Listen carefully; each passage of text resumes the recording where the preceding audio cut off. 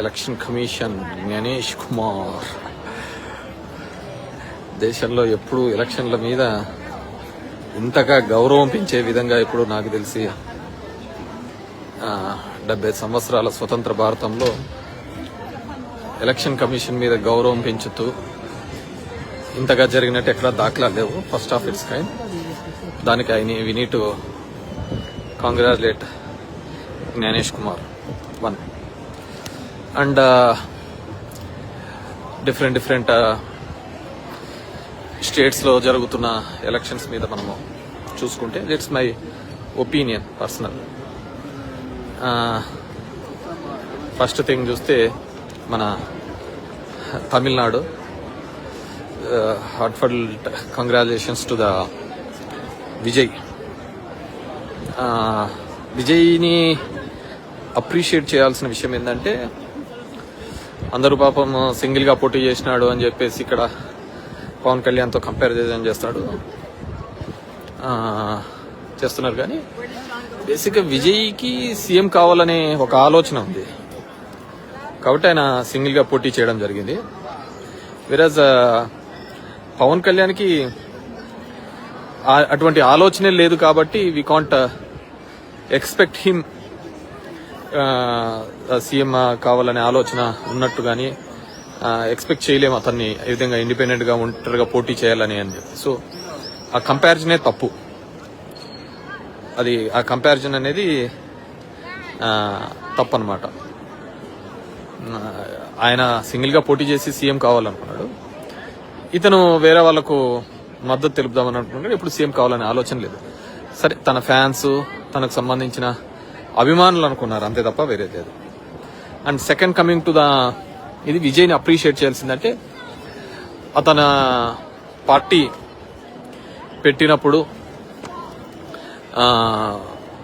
పెట్టిన ఇబ్బంది కావచ్చు, సెకండ్ కరూర్ ఇన్సిడెంట్ జరిగిన తర్వాత అతనికి చెప్పినటువంటి కాంప్రమైజ్ ప్రపోజల్ కావచ్చు,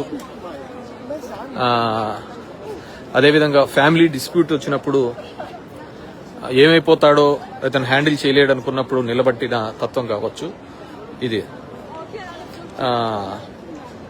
ఇవన్నిటినీ కూడా అంచనా వేసుకుంటే డెఫినెట్గా అంటే ఎవడైనా కావచ్చు ఆ టఫ్ టైంలో అక్రాస్ ద ఆల్ ఆర్ట్స్ గట్టిగా నిలబడినప్పుడు మాత్రమే you can see the success అన్నమాట. అదర్వైజ్ సక్సెస్ అనేది మన చూడలేము. సో దానికి విజయ్ నిలబడినాడు. So he got the success. So I wish all the best. And coming to the West Bengal politics, దానంత దరిద్రం మనం ఎప్పుడు చూడలేదు, రాదు కూడా అనుకుంటున్నా. 27 లక్షల ఓట్లు ఎంట్రీస్ చేయాలని చెప్పేసి అప్పీల్ చేసి ఎస్ఐఆర్ ద్వారా అని చెప్పేసి చేసిన కాలేదు. ఎంతో మంది సెంట్రల్ ఫోర్స్ అక్కడ ఎలక్షన్ చేసినారు. అంటే ఎలక్షన్ ఆఫీసర్లుగా కూడా సెంట్రల్ గవర్నమెంట్ ఎంప్లాయీస్, ఇవన్నీ కూడా చూడడం జరిగింది అనమాట. సో నాకు తెలిసి హిస్టరీ అలాంటివి ఎప్పుడు జరిగింది West Bengal. But she also fought very well. And నాకు అర్థం కాని సినారియో ఏంటంటే, ప్రతి చోట కూడా ఎందుకు వాళ్ళ పార్టీ ప్రెసిడెంట్లు ఓడిపోతున్నారు నాకు అర్థం కావటం లేదు. అరవింద్ కేజ్రీవాల్, ఉద్ధవ్ ఠాకరే, స్టాలిన్, ఇంకా గొగోయ్, వీళ్ళందరూ ఎందుకు ఓడిపోతున్నారు అంటే, పార్టీని వాటికి క్లోజ్ చేసే ఒక ప్రయత్నంలో యాదృచ్ఛికమైతే అవసరము, యాదృచ్ఛికమైతే పర్వాలే కానీ ఇది ఇంటెన్షనల్ గా జరుగుతున్నట్టు ఎక్కడో కనపడుతుంది అనమాట. Only party presidents. ఇప్పుడు ఈరోజు స్టాలిన్ ఓడిపోవడం కావచ్చు, డిఎంకే చరిత్రలో ఎప్పుడే గానీ వాళ్ళ ఫ్యామిలీలు ఓడిపోలేదు. సో దానికి నేనే తప్పు పట్టడం లేదు. ప్రజా వ్యతిరేక ఓటు ఉంది అనుకున్నారు, ఇంకోటి ఈ ప్రజా వ్యతిరేక ఓటు ఉంది అనుకున్న సందర్భాల్లో చాలా సార్లు గుర్తుకొచ్చేది 15 ఏళ్ళు దీదీ ఉంది, సో ఆడ వ్యతిరేక ఓటు అన్నారు. స్టాలిన్ 5 సంవత్సరాలు నాడు వ్యతిరేక ఓటు ఉందన్నారు. లేకుంటే ఇంకొక పార్టీ వ్యతిరేకం. కానీ బీహార్లో 20 ఏళ్లుగా నితీష్ కుమార్ ఉన్నాడు, అక్కడ జరగని అరాచకం లేదు. మరి బీజేపీ ఎలా ఫామ్ అయిందో అర్థం కావటం లేదు. అస్సాంలో 2వ సార్లు ఎలా ఫామ్ అయిందో అర్థం కావటం లేదు, 3rd టైం అనుకుంటున్నా. కావటం లేదు.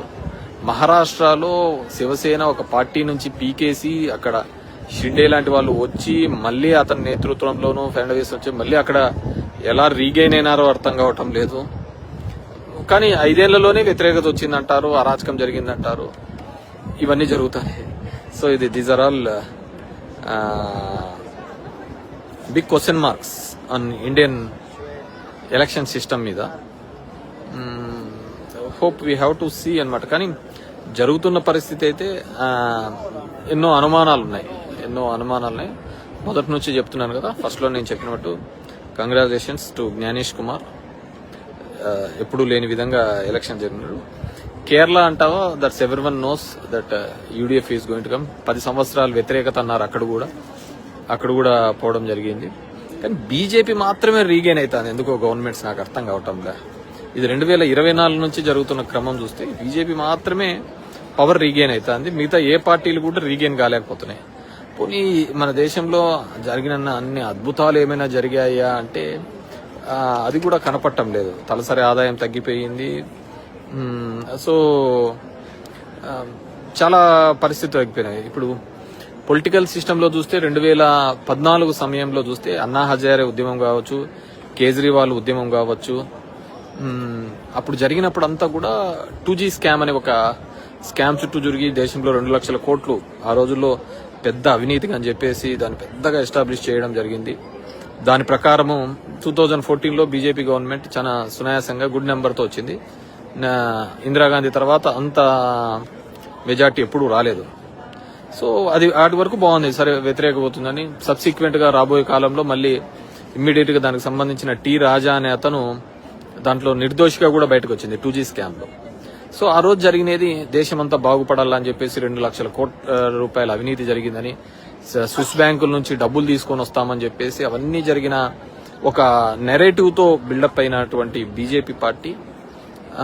కానీ రాను మన చడ్డా కావచ్చు, మిట్టల్ కావచ్చు, వీళ్ళు జాయిన్ అయినది ఎవరైతే ఈడీ కేసులు, ఎవరైతే సిబిఐ కేసులు ఎవరైతే ఉన్నాయో వాళ్ళు దాంట్లో జరిగిపోతుంటే క్లీన్ చిట్ అయిపోతున్న సందర్భం చూస్తున్నాం.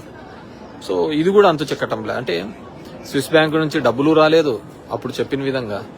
అదేవిధంగా ఈ కరప్షన్ జరుగుతోందా, జరగటం లేదా అంటే కరప్షన్ జరగకోకుండా ఎక్కడా లేదు, జరుగుతూనే ఉంది. సో ఇవన్నీ కూడా ఉన్న సందర్భం. సో ఎక్కడో ఒక ట్రిక్కీ ఒక క్వశ్చన్ మార్క్ అయితే ఉంది. సో ఆ రోజు జరిగిన ఉద్యమం 2014 తర్వాత బీజేపీ ఏర్పడిన సందర్భం వేరు. సరే, ఆంధ్రప్రదేశ్ లాంటి రాష్ట్రంలో కాంగ్రెస్ కంచుకోటలా ఉండే రాష్ట్రంలో కాంగ్రెస్ కి 10 సంవత్సరాలు అధికారం లేకుండా పోయింది. ఆంధ్రప్రదేశ్ లో అసలు అడ్రస్సే లేకుండా పోయిందనుకోండి. సో కొన్ని చేంజెస్ కావాలి. కానీ అందరికీ ఒక ప్రశ్నలుగా మిగిలిపోతున్నది ఈవీఎంల మీద. నేను మొదటి నుంచి దాని మీద ఒక ఇది ఉంది. డెఫినెట్ గా భవిష్యత్తులో కూడా దీని మీద బయటపడుతుంది ఎక్కడో చోట అనుకుంటాను.